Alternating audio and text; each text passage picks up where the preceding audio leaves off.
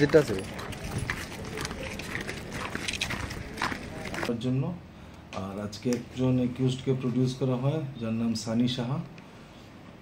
তাতে আমাদের প্রেয়ার ছিল 10 days পুলিশ রিমান্ড।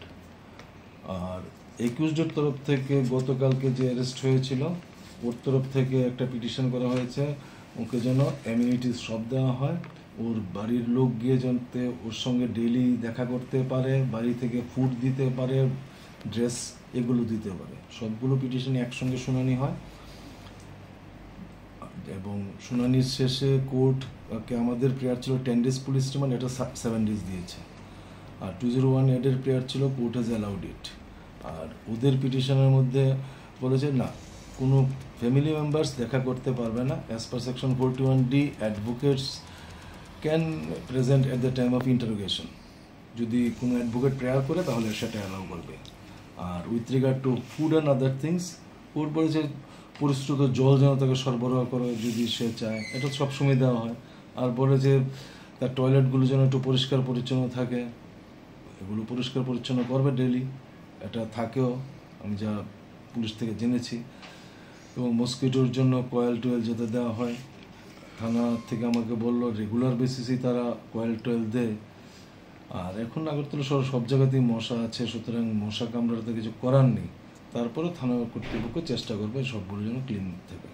কোন কেসে 201 অ্যাড করার কথা বলেছে? এয়ারপোর্ট পিএস কেসে। কারণ আজকে এখানে দেখা গেছে এই সানি শাহ, তার এগেনস্টে দুটো এলিগেশন ছিল। একটা এলিগেশন হচ্ছে সে একটা জিনিস লোপাট করেছে, দ্যাট ইজ সিসিটিভি একটা ইনস্টল করা ছিল এখানে প্রাইম একিউজডের বাড়িতে।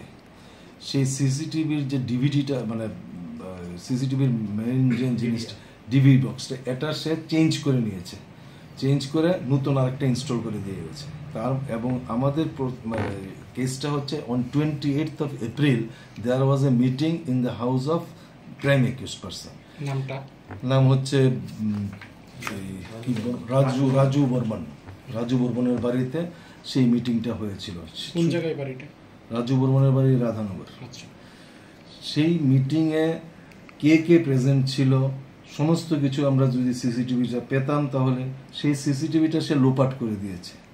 তাই এভিডেন্স যেহেতু লোপাট করেছে, ফর দ্যাট রিজন আমরা 201 অ্যাড করার প্রেয়ার দিয়েছি। ওর এগেনস্টে আরেকটা এলিগেশন হচ্ছে, এই কেস আপনারা দেখেছেন একটা মেয়েও অ্যারেস্ট হয়েছে, মধুমিতা।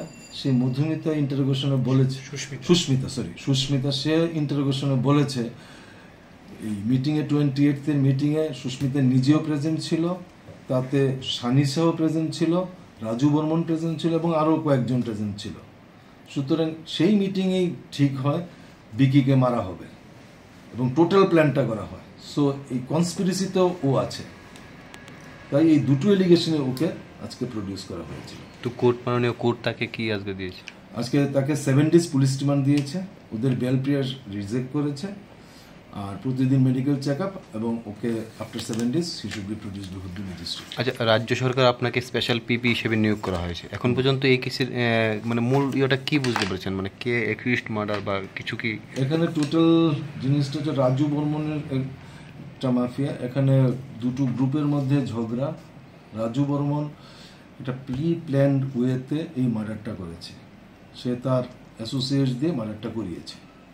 এখন পর্যন্ত ইনভেস্টিগেশনে এতটুকুই আছে। কতজন এটার সাথে জড়িত? এখন পর্যন্ত অ্যারেস্ট হয়ে গেল 1 2 জন 3 জন 4জন অ্যারেস্ট হয়েছে। 4জন তো আছে, রাজু বর্মন নিজে আছে, রাজু বর্মনের ভাইটাই আছে, আরও অনেকজন আছে। ইনভেস্টিগেশন আস্তে আস্তে বেরিয়ে আসছে আরও কতজন। আর কার জন্য আপনি বলেছেন যে গতকালকে অ্যারেস্ট হয়েছিল বীরচক্র ঘোষ। এটা কি ডিফেন্সের তরফ থেকে প্রেয়ারটা ছিল? ডিফেন্সের তরফ থেকে প্রেয়ার ছিল ওর যেন মা এবং বোন ওরা এসে ওর সঙ্গে দেখা করতে পারে রেগুলারলি ইন পিএস। আমরা এই প্রেয়ারটা অপোজ করেছি, কারণ ইন্টারোগেশনে সে যদি কিছু বলে তাহলে আমরা যেটা রিভিল করবে ইন্টারোগেশনে সেটা তো সে লিক করে দেবে তার বোন বা মার কাছে বা ফ্যামিলি মেম্বার যদি কেউ আসে। সুতরাং যেই অন্য একুশকে অ্যালার্ট করে দেবে তাহলে ইন্টারোগেশনটা টোটালি ফিউটাইল এক্সারসাইজ হয়ে যাবে। So we vehemently oppose this prayer. Court আমাদের এই অবজেকশনটা রেখেছে এবং আপলোড করেছে আমাদের সাবমিশন। তাকে কোনো মানে ফ্যামিলি মেম্বার্সের সঙ্গে দেখা করতে পারবে না, সে শুধু তার অ্যাডভোকেটকে রাখতে পারবে at the time of interrogation, ও নট অল থ্রু। যদি ইন্টারোগেশনের সময় তার প্রয়োজন মনে করে তখন সে ওদেরকে ডাকতে পারে। এই ঘটনার হত্যার পেছনে মোডাস অপারেন্ডি কি ছিল কি জানতে পেরেছেন আপনারা? এটা গ্রুপ ক্লেশ, থ্যাংক ইউ। কারণ সিপিডব্লিউডি নিয়ে মাফিয়া গ্রুপের ক্লেশ।